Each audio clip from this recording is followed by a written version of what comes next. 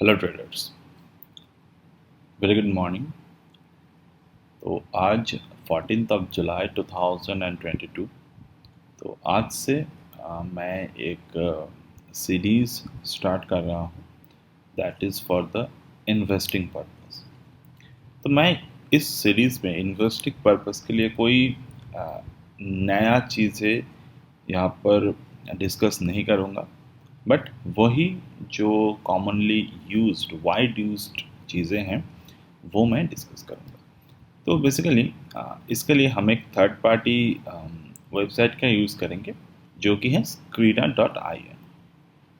उसी के अंदर भी आज के स्पेशल मतलब आज हम स्टार्ट कर रहे हैं इसको, और यहाँ पर मैं not much but 1 lakh rupees के अंदर किस तरीके से आप एक पोर्टफोलियो क्रिएट कर सकते हैं जो आपको आने वाले सालों में, नॉट महीनों में। मैं यहाँ पर कुछ ऐसे पोर्टफोलियो की डिस्कस नहीं करूँगा जो आपको क्विक प्रॉफिट देगा, but I will discuss this entire portfolio for the longer term. कितने लॉन्ग? अब जो भी स्टॉक्स मैं यहाँ पर खरीदूंगा उसकी मेरे पास सॉलिड एक वजह होगी, रीज़न होगी कि किस वजह से मैंने ये सारे के सारे स्टॉक्स को खरीदे, और वो आप क्यों बिना कोई भी डर से आप इसको होल्ड कर सकते हैं। यूजुअली इस तरीके का स्टॉक्स मैं यूजुअली रिकमेंड करता हूँ या फिर मैं खुद खरीदता हूँ, वो अंडर एक रेगुलर यूज़ की चीज़ें होती हैं। जैसे फर्स्ट स्टॉक जो हमारे पास है वो है कोलगेट, ठीक है। तो ये सारे के सारे इस कंपनी को आपकी ये आई मीन आपको मेरे बताने की ज़रूरत नहीं है। Etch and every house hold have the product more than 95%। I think कहीं ना कहीं हम लोगों में से बहुत सारे लोगों ने यूज़ किए हैं इसको, कुछ लोग अभी भी कर रहे हैं, उसमें से शायद मैं भी एक हूँ। और सूनर और लेटर पहले भी हम लोगों ने इस प्रोडक्ट की यूज़ किए हैं। तो this is the stock of Colgate Palmolive. If you go to their website you will find, okay, website is not working, I think, nobody। तो बेसिकली जो मार्केट कैपिटलाइजेशन है इस स्टॉक के वो है 42,589 करोड़। सेकंड थिंग, आपको जो चीज़ें देखने हैं वो देखने हैं कंपनी के ऊपर कितने लोन हैं, because that is the only one thing जो कंपनी को रूइन कर सकते हैं फ्रॉम इट्स कोर। तो ये 1082 करोड़ का लोन है जो कि नॉट वेरी बिग, और शायद ये कुछ भी नहीं है। तो यूजुअली इन दोनों को सेगमेंट को पहले देखने के बाद हमें नेक्स्ट सेगमेंट पे जाना होता है। Then if you see the other thing like the high and the low, so you can see the high is almost at the particular point of the 1823, and the low price is not big, the 13876. So from this all point of view the stock is doing good. Now the third are very much important thing जो आपको देखने होते हैं वो देखने होते हैं the result। Usually the people always focus on this operating profit margin। Okay, the OPM or the operating profit is increasing in the last 4 quarters, so from the 355 to now 429, it is gradually increasing in the period of time। And the most important thing which you need to see is the earning per share, मतलब हर एक share में से company कितने earn कर रहे हैं, that is the very basic term of the EPS। So from the 8.582 currently it is standing at the 11.9। तो each and every perspective of this thing कि हम लोग एक चीज़ें देख सकते हैं कि हाँ कंपनी प्रॉफिट कर रहे हैं पर शेयर में। तो ये तो हो गया हमने क्वार्टरली। अगर हम ईयरली पे जाए तो in the yearly you can see from the 28 मार्च 2019 से अगर हम देखें 28 से हम लोग 39 पे अभी हैं, ठीक है। डिविडेंड पे आउट रेशियो में कोई कमती नहीं है यहाँ पर। And if you see the sales are increasing in the in this last 4 years. Okay, sales are increasing and the OPM is increasing also. So अभी तक के जितने भी चीज़ें हमने देखे हैं इसके वजह से हम लोग ये देख सकते हैं कि हम इस स्टॉक को खरीद सकते हैं। Okay, now the ratios I will talk about it later. And now the shareholding patterns we need to see. The promoters मतलब जून 2019 से अगर हम देखें तो promoters के जो शेयर होल्डिंग पैटर्न है वो 51% पे स्टे हैं। FIIs अपने शेयर होल्डिंग को इंक्रीज कर रहे हैं फ्रॉम द 15.14 टू 18.64। DIIs ने अपने होल्डिंग्स को घटाए हैं कोई रीजन की वजह से। गवर्नमेंट शेयर होल्डिंग इंक्रीज हुए हैं and public shareholding is almost the same, a little bit indicate. Okay, तो ये हो गए हमारे। now we need to see the cash flow वाला पार्ट I think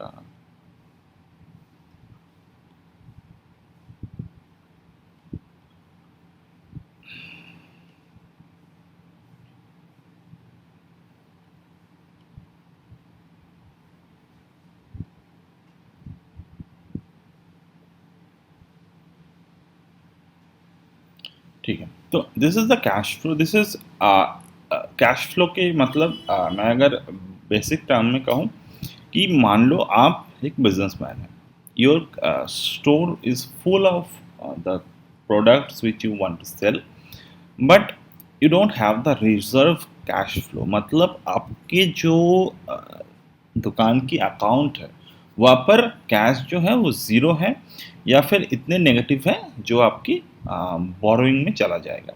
तो वो नहीं होना चाहिए, क्योंकि आपके पास प्रोडक्ट जितने भी हो, अगर कुछ प्रॉब्लम आ जाए कभी भी कंपनी में या फिर आपके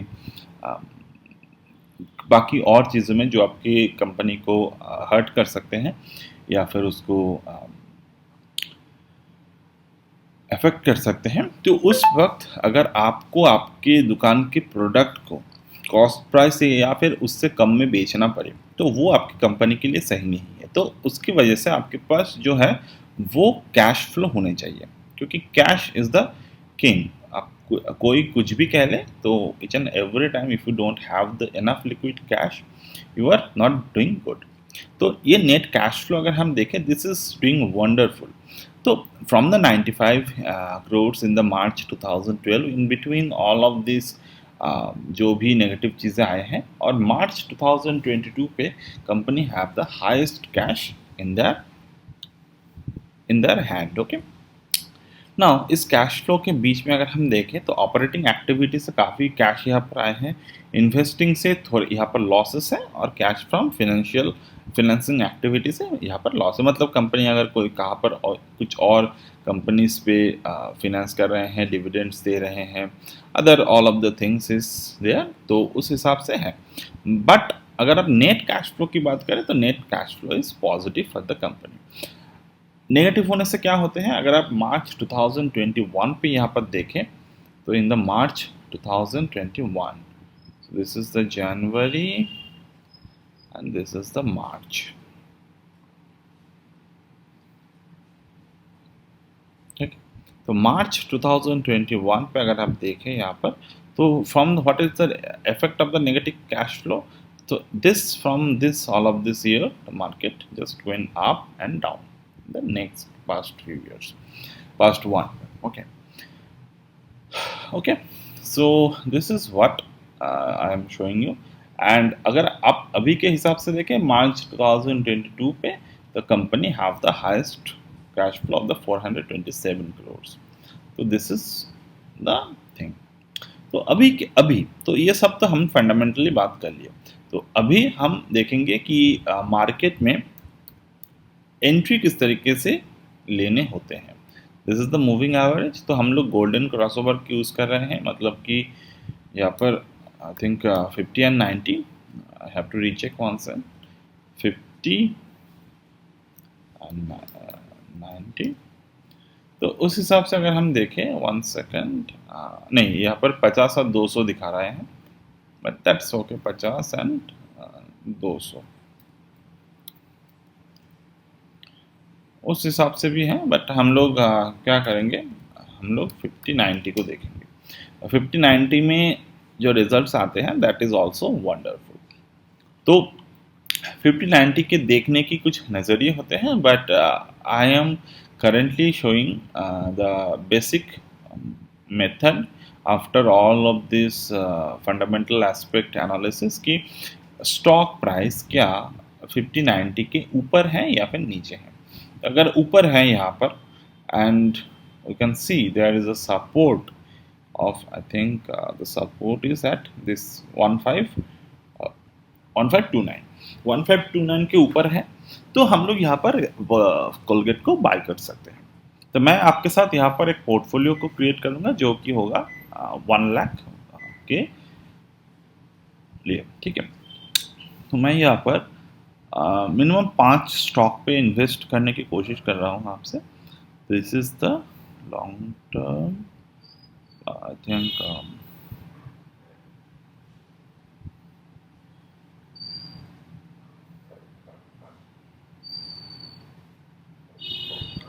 ठीक है। तो first the 13 stock I will purchase over here.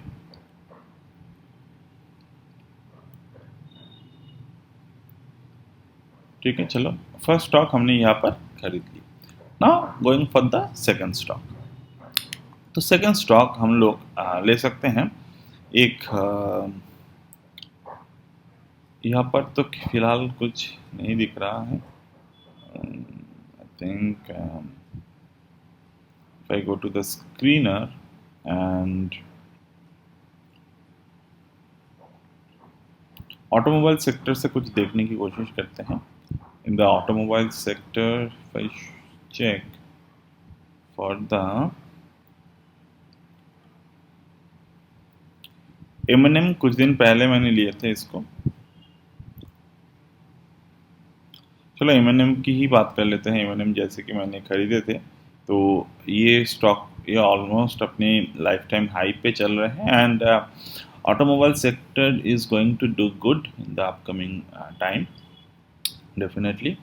तो जो भी हो यहाँ पर promoter holding low and all, हम लोग अपने जो चीज़ें हैं वहाँ पर देखने की कोशिश करते हैं। चलो देखते हैं। तो there is the net profit increased, earning per share increased in the quarterly profit and loss, yearly profit and loss पे अगर हम देखें सेल इंक्रीज कर रहे हैं, नेट प्रॉफिट इंक्रीज कर रहे हैं, ईपीएस इंक्रीज कर रहे हैं। तो कैश फ्लो अगर हम देखें तो from the negative to it come to the positive, तो अच्छा है अभी तक के लिए जो भी है। मार्केट कैपिटलाइजेशन अगर हम देखें तो 1,42 करोड़ 42,000 करोड़, तो और जो लिएबिलिटी है वो 1 लाख से नीचे है। तो इंटरेस्ट कवरेज रेशियो ओके 2.7। तो शेयर होल्डिंग पैटर्न अगर हम देखें यहाँ पर 1987 19.87 and others going good. FIIs decreased little bit, but okay. From the past June 2021 to FIIs अपने शेयर्स को थोड़े यहाँ पर बेच रहे हैं, एंड अगर मैं DIIs की बात करूँ तो DIIs ने होल्डिंग्स को इंक्रीज किए हैं। तो मेनली LIC ने बाई किए हैं यहाँ पर, बाकी ICICI ने बाई किए हैं, ETF 50 में बाई किए हैं। तो कौन से म्यूचुअल फंड बाय कर रहे हैं, यहाँ पर भी आपको कुछ देखने को मिल सकते हैं। मतलब अगर आप देखें कि जो म्यूचुअल फंड्स यहाँ पर बाय कर रहे हैं वो usually like the insurance company, like और वैल्यू, और एक मैं देखा पेंशन फंड शायद, हाँ, तो कुछ पेंशन फंड अगर खरीद रहे हैं तो usually they search for the companies who have the potential to go rich on the upcoming time, जो कि शॉर्ट टर्म के लिए नहीं है। तो डेफिनेटली जो हमारे फोकस है इस पोर्टफोलियो को क्रिएट करने के लिए, वो एम पे हम लोग फोकस कर सकते हैं। बट उसके पहले हम देख लेते हैं कि एम में जो थोड़े बहुत प्रॉब्लम थे that is nothing but the book value, मतलब थोड़े ओवर वैल्यूड है। बट बट अभी के लास्ट कुछ ईयर में अगर हम देखें तो ओवर वैल्यूड स्टॉक जो है वो प्राइस की वजह से अंडर वैल्यूड दिखते हैं। बाकी फंडामेंटली ये काफ़ी ओवर वैल्यूड रह रहे हैं कुछ टाइम से। प्रोमोटर होल्डिंग लो है, that doesn't matter here at least. Return on equity थोड़े लो है, प्रोमोटर होल्डिंग घटे है, बट दैट्स ओके। तो अगर मैं देखूं कि यहाँ पर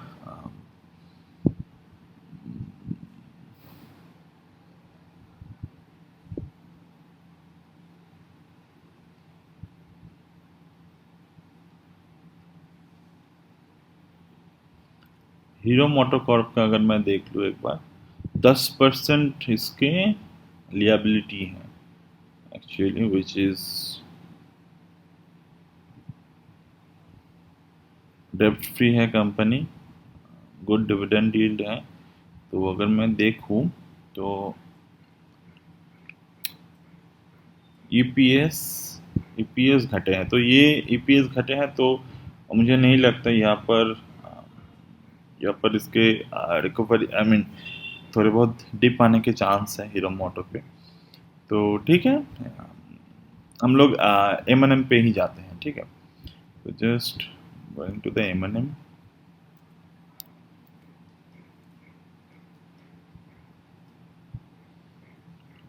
इसको भी हम लोग वही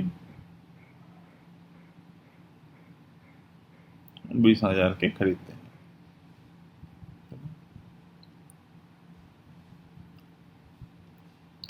दो हो गए हमारे स्टॉक और 3 बाकी है।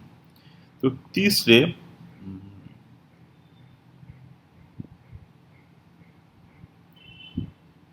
टाटा मोटर्स को अगर मैं देखूं तो Tata motors is definitely a good stock to be consider. और हाँ, जो एम के दूसरे टेक्निकल पॉइंट ऑफ व्यू मैंने डिस्कस नहीं की यहाँ पर, तो let me just quickly technical point of view discuss कर लेते हैं। मूविंग एवरेज के ऊपर ही होगा ये, देयर इज नो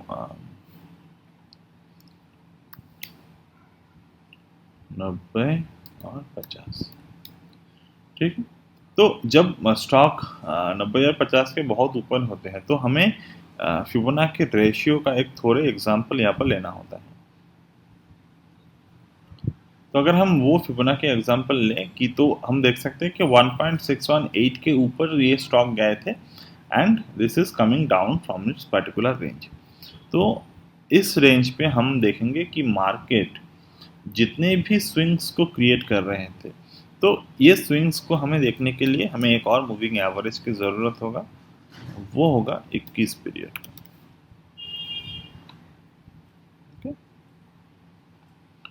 तो in this 21 period of the moving average हम एक और फिबोनाची को लेंगे।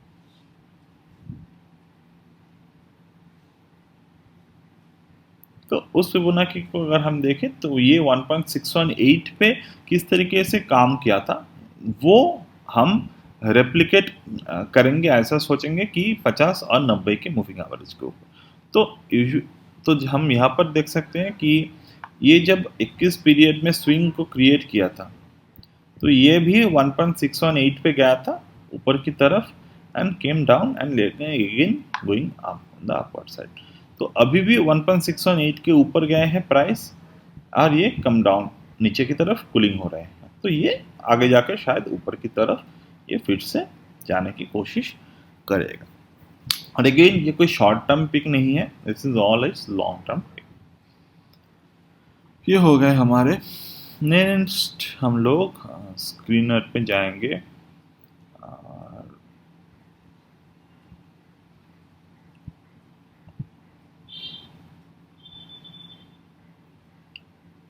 तो एक और, तो पेपर कंपनी पे हम लोग फोकस करेंगे। The screener is going to under ongoing maintenance. चलो सारे के सारे मेंटेनेंस पे चले गए क्या? ये ठीक। तो पैकेजिंग कंपनीज पे अगर हम जाते हैं, तो पैकेजिंग कंपनीज शायद आने वाले टाइम में कुछ अच्छा करे, क्योंकि because of this plastic ban and all, यहाँ पर बहुत सारे कंपनीज हैं। Let me just, market capitalization की वजह से हम लोग इसको शॉर्ट करते हैं। जो हाईएस्ट है वो है पॉलीप्लेक्स, 7,000 करोड़ में से लियाबिलिटीज हैं 1,200। मुझे नहीं लगता ये सही होगा, बट अगर मैं नहीं, चार्ट तो काफ़ी अच्छे दिख रहे हैं। यहाँ पर एकोमुलेशन फेज में है।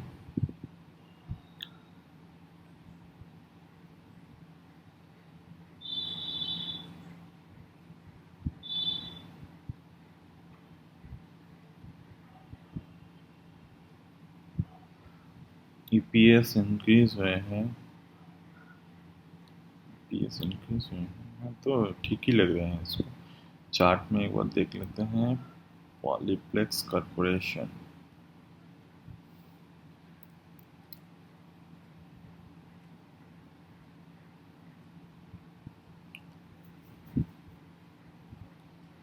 हाँ ये ऑलरेडी ब्रेकआउट कर चुके हैं आज। तो यूजुअली जब भी शेयर एक ऐसे टाइम पे होते हैं जहाँ पर इस तरीके के कुछ आपको एक छोटे से रेंज को ब्रेकआउट करते हैं, तो this was a good for buying. Okay, और मैं अगर यहाँ पर एक और सिस्टम पे देखने की कोशिश करूँ, this is the relative strength index and RSI not able to go below the 30. It was coming from the 80. Okay, not able to go below 30, and right now it's going above 50। तो हाँ यहाँ पर सही रहेगा इसको खरीदने में। तो मैं यहाँ पर थोड़े और एक चीज़ देख लेता हूँ, the cash reserve, which is very much important for the stock. Promoters 50, public 34। FIIs ने अपने होल्डिंग्स को इंक्रीज किए हैं मॉर्गन स्टैनली ने, तो ठीक है। Cash reserve, net cash, yes, net cash reserve is going on the huge side. Okay,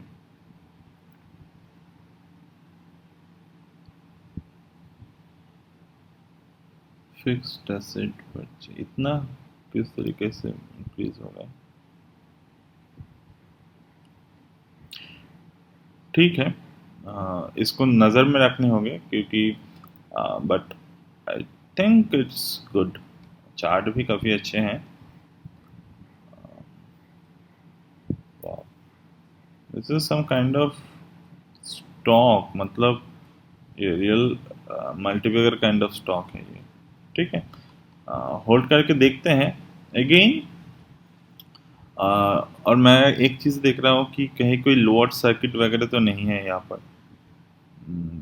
पहले मेरे पास ये स्टॉक रेडर में नहीं था, तो डेफिनेटली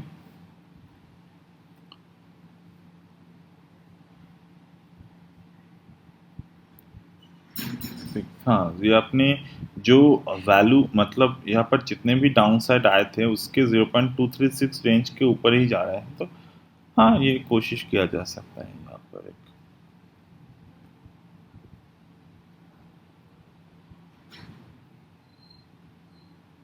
ठीक है।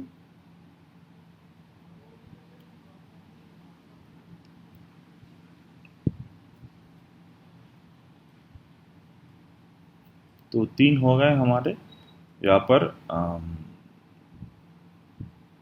और 2।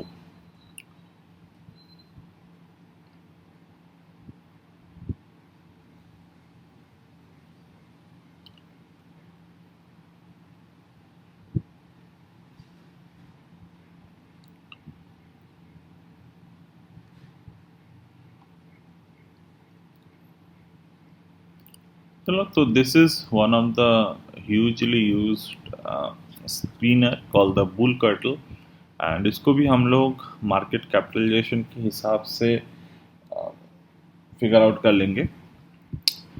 तो I remember this stock. I used to short term trade a lot on this stock. I don't know either you know or not, but this is one of the uh,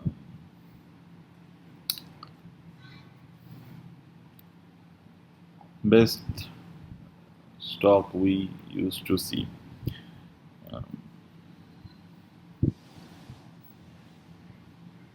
okay, चलो तो stock को focus करते हैं।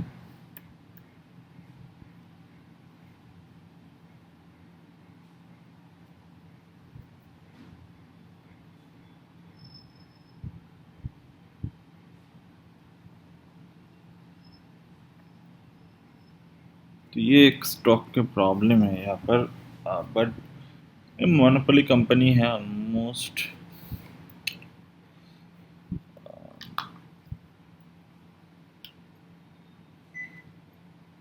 But chart is not look so good. Uh, Top set, again top, again top. It's like the Nifty current stage. But जो सबसे ज़्यादा problem यहाँ पर है वो है अपने लो को तोड़ चुके हैं।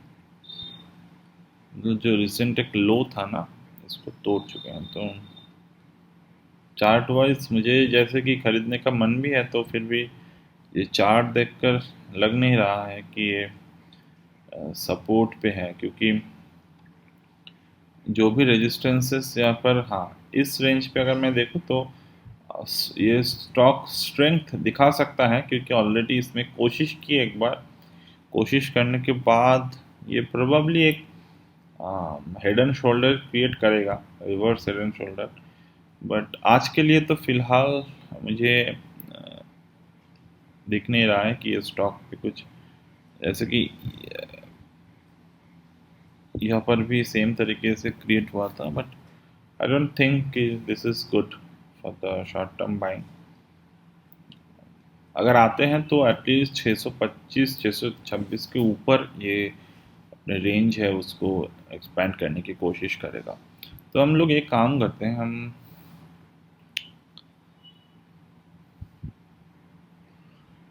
इसके जो कंपटीटर हैं वहाँ पर देख लेते हैं, United Spirits. This is something good I think.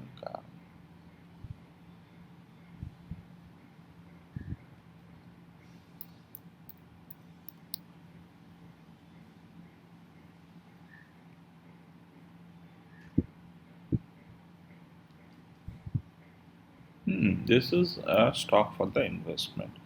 फिर भी हम लोग जो हम देख रहे थे वो तो उस पर फोकस करते हैं बाहर।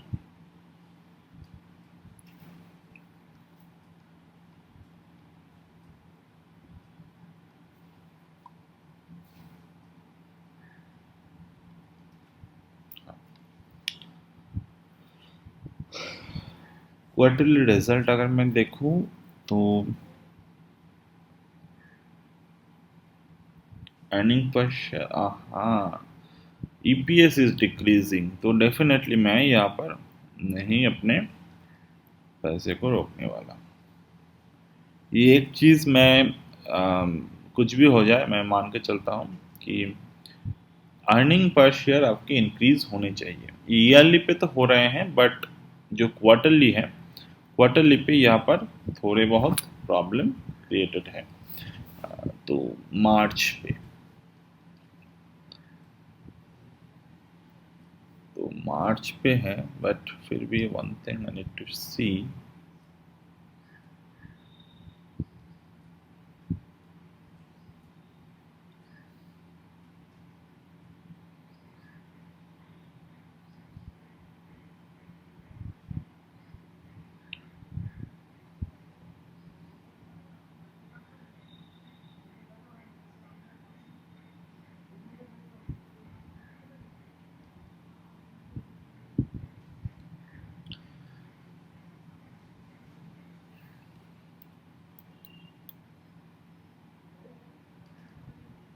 No, I don't think the volume is right.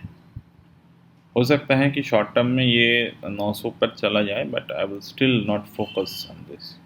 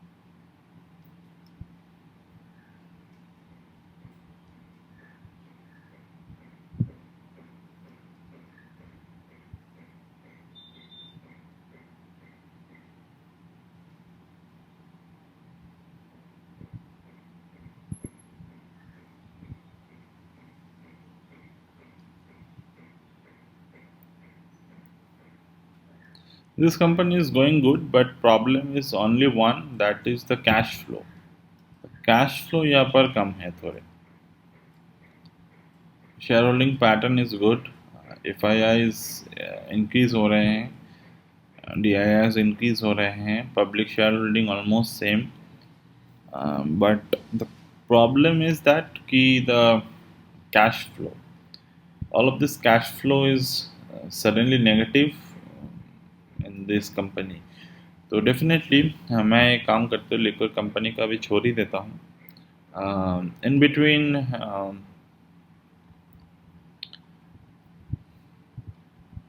तो मेनली इस स्क्रीनर पे मुझे कुछ फ़ायदा नहीं हुआ अभी के लिए।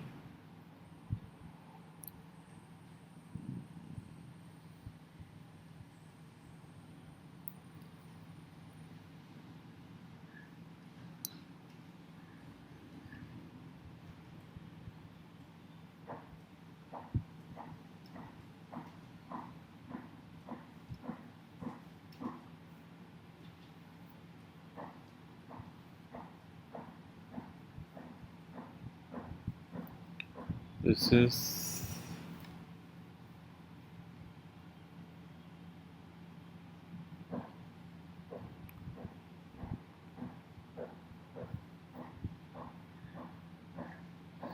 111 करोड़ की कंपनी में 128 crore liabilities. No, not not good.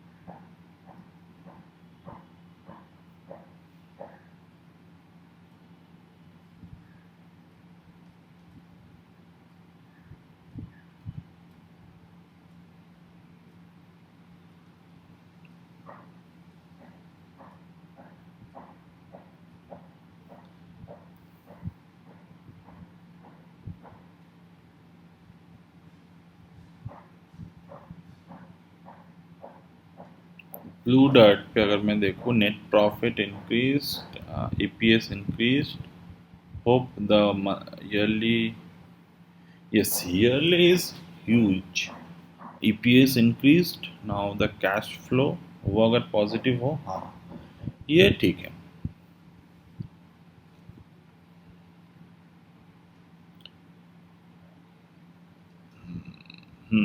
This is the good finally. चलो बाकी के जो है वो मैं ब्लू डॉट पे डाल देता हूँ। 5 की जगह पर 4 स्टॉक पे आज रुक जाते हैं, ठीक है। Final the chart, I just need to see the chart once. Okay, fantastic chart. Okay, the same chart जो हमने अभी डिस्कस की 1.618 के ऊपर, वो चार्ट यहाँ पर डेवलप्ड है। ओके, तो ब्लू डॉट को लेकर हम ख़त्म करते हैं इस हमारे पार्ट को। तो 2 शेयर यहाँ पर ले लेते हैं। ओके, चलो, तो विद दैट सेज एंड और एक चीज़ है जो अच्छी हुई कि end of the this chapter, end of the this session, जो शेयर्स हमने लिए हैं वो एटलीस्ट हमारे ग्रीन पे हैं, और each and every share. Alright, so that's it from my end today, and I hope you found something useful today, and bye.